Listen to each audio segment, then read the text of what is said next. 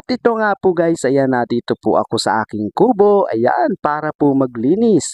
Ganito po ang buhay na aking pong namulatan. Simpleng pamumuhay na kumakain lamang po ng 2 beses sa isang araw. At alam nyo po ba na hanggang ngayon ay sanay na sanay po ako na sa umaga ay walang kain. At swerte nga po pag may kape pa po ako sa umaga.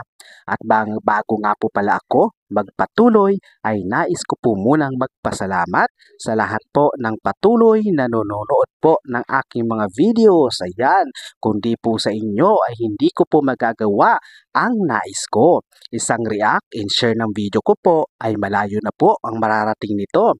At mabalik na nga po tayo guys. Ayan, sa lahat po ng humihingi ng tulong, ito po muna ang sagot ko. Pasensya po. Sorry po dahil hindi ko po muna kayang magbigay ng tulong sa inyo dahil ang sinasahod ko po ay kulang pa po sa pang-araw-araw na pangangailangan ng pamilya ko. Minsan nga po hindi ako nakakapag-vlog dahil wala nga po akong panggas at ito lang po ang pangako ko. Kapag okay na po, tumulong, gagawin ko po yan dahil yan po ang goal ko.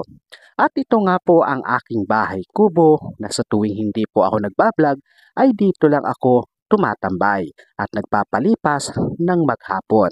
At sa mga nagtatanong naman po kung dito talaga ako nakatira, hindi po dahil may bahay din po ako sa bayan. At kung napapansin nyo naman po na sobrang liit po ng bahay kubo na to, ito po ay dahil pagkabili ko po ng lote na ito ay nagpagawa agad ako kahit maliit para pag pumupunta po ako dito ay mayroon po akong tinatambayan. Basta, ito lang tandaan po natin, ano man ang pagsubok, kayang-kaya natin yan dahil lahat ng nadating na mga pagsubok sa ating buhay, mayroon po yan dahilan. Magkakaroon po yan ng mga kalutasan. Maraming salamat po. God bless you all.